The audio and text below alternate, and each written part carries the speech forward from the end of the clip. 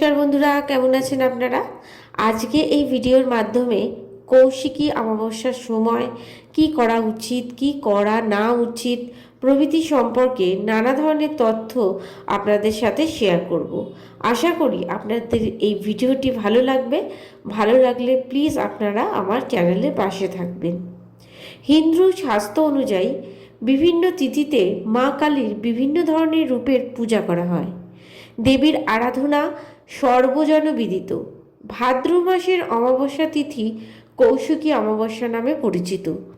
পুরাণ অনুসারে এদিন দেবী শুম্ভ ও নিশুম্ভকে বধ করেছিলেন। জড়িত আছে নানা ধরনের পৌরাণিক কাহিনী। কৌশিকী অমাবস্যার পবিত্র লগ্নে তারাপীঠ মন্দিরে বিশেষ উপচারে পুজো করা হয় তারা মায়ের।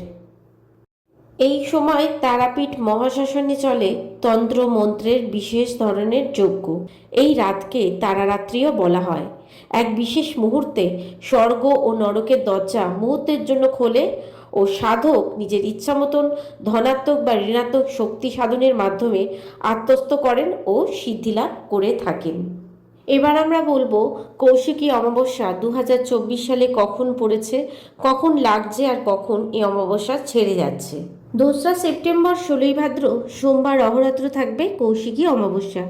1লা সেপ্টেম্বর শেষ রাত 5টা 5 মিনিট 51 সেকেন্ড থেকে 3রা সেপ্টেম্বর ভোর 6টা 29 মিনিট 58 সেকেন্ড পর্যন্ত থাকবে অমাবস্যা। কৌশিকী অমাবস্যার মাহাত্ম্য। কথিত আছে সাধক বামাখ্যাপা 1274 বঙ্গাব্দে কৌশিকী অমাবস্যায় তারাপীঠ মহাশ্মশানে শ্বেত শিমুল বৃক্ষের তলায় সিদ্ধিলাভ করেছিলেন। ধ্যানমগ্ন বামাখ্যাপা এদিন মা তারার আবির্ভাব পেয়েছিলেন। তাই জন্য এই দিনটিকে তারা রাত্রিও বলা হয়ে থাকে। বন্ধুরা, এবার আমরা জেনে নেব কৌশিকী অমাবস্যার ইতিহাস। মা তারা হলেন 10 মহাবিদ্যার দ্বিতীয় মহাবিদ্যা। কৌশিকী তারই আরেক রূপ। মার্কণ্ডেয় পুরাণে আছে এক সময় মহিষাসুরের অত্যাচারে দেবতারা অতিষ্ঠ ছিলেন। তখন দেবী দুর্গা মহিষাসুরকে বধ করেন।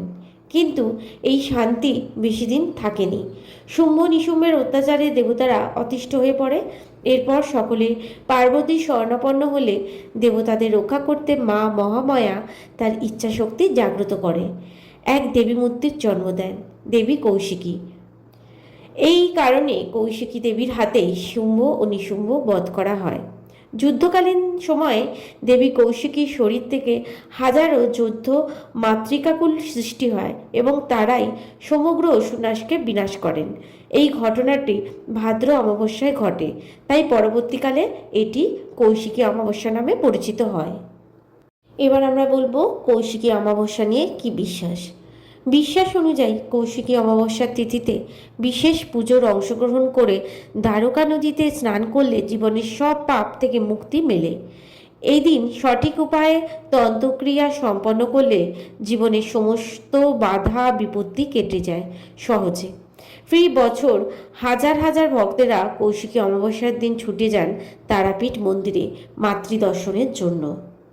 শাস্ত্রমতে কৌশিকী অমাবস্যার মাহাত্ম্য অন্য অমাবস্যা তিথির থেকে অনেকটাই আলাদা। তন্ত্রমতে যারা দেবী সাধনা করেন তাদের জন্য এই রাতের বিশেষ মাহাত্ম্য আছে। জেনে নিন কৌশিকী অমাবস্যার রাতে কোন কোন কাজ করলে সংসার থেকে অশুভ শক্তি দূর হয় এবং মা তারার আশীর্বাদ লাভ করা সম্ভব। জ্যোতিষশাস্ত্র বলেছে যে কৌশিকী অমাবস্যায় সংযম পালন করা অত্যন্ত জরুরি। তাই এদিন উপবাস পালন করতে পারলে খুবই ভালো। পুরোপুরি উপবাস না রাখতে পারলে নিরামিষ আহার গ্রহণ করুন। আগামীকাল কৌশিকী অমাবস্যার সন্ধে বাড়ির মূল প্রবেশদ্বারের সামনে দরজার দুপাশে দুটো তিলের তেলের প্রদীপ জ্বালাবেন। এর ফলে আপনার সংসার থেকে সব অশুভ শক্তি দূর হবে ও শুভ শক্তির আবির্ভাব ঘটবে। কৌশিকী অমাবস্যায় মা তারার পায়ে রক্তজবা ফুল ও লাল সিঁদুর নিবেদন করে ভক্তি ভরে মায়ের কাছে প্রার্থনা করুন। এর ফলে মা তারার আশীর্বাদ আপনার জীবন থেকে অমাবস্যার কালো ছায়া দূর করে দেবে। কৌশিকী অমাবস্যার সন্ধে বাড়ির কাছাকাছি কোনো কুয়োয় 1 চামচ দুধ ঢালুন। কুয়ো না থাকলে কোনো গর্তেও দুধ ঢালতে হবে। এর ফলে মা তারার আশীর্বাদে জীবনের সব বাধা বিপত্তি দূর হবে। কৌশিকী অমাবস্যা তিথিতে আপনার বাড়িঘর খুব ভালোভাবে পরিষ্কার পরিচ্ছন্ন করুন। কোথাও যেন একটুও নোংরা আবর্জনা না থাকে সেদিকে খেয়াল রাখতে হবে। বাড়ির সামনে উঠোন থাকলে সেটি ভালো করে ঝাড় দিয়ে পরিষ্কার করতে হবে। এদিন ঘরে কোনো এঁটো বাসন ফেলে রাখবেন না। নোংরা জামা কাপড়ের ডাই করে রাখবেন না। যেসব জামা কাপড় আর পরবেন না সেগুলো কাউকে দিয়ে দিন বা ফেলে দিন। একটি জলহীন শুকনো নারকেলের একদিক ফুটো করুন, তারপর ওই ফুটোতে চিনি দিয়ে ভর্তি করুন। ওই নারকেলটি বাড়ি থেকে কিছুটা দূরে গর্ত করে পুঁতে দিন। পোঁতার সময় নারকেলের ফুটো যেন ওপর দিক থাকে। খেয়াল রাখবেন এই কাজ করার সময় আপনাকে যেন কেউ দেখতে না পায়। কৌশিকী অমাবস্যার এই টোটকার ফলে জীবনে সমস্ত বাধা দুর্দশা সবকিছু দূরীভূত হবে। তো বন্ধুরা, আজকের এই ছোট্ট ভিডিওটি যদি আপনাদের ভালো লেগে থাকে তাহলে অবশ্যই আমার চ্যানেলটা সাবস্ক্রাইব করে পাশে থাকবেন। আজকের মতন বিদায় নিলাম। সকলে ভালো থাকবেন, সুস্থ থাকবেন, সাবধানে থাকবেন এই কামনা করে আজকের ভিডিও এখানেই শেষ করলাম। নমস্কার বন্ধুরা।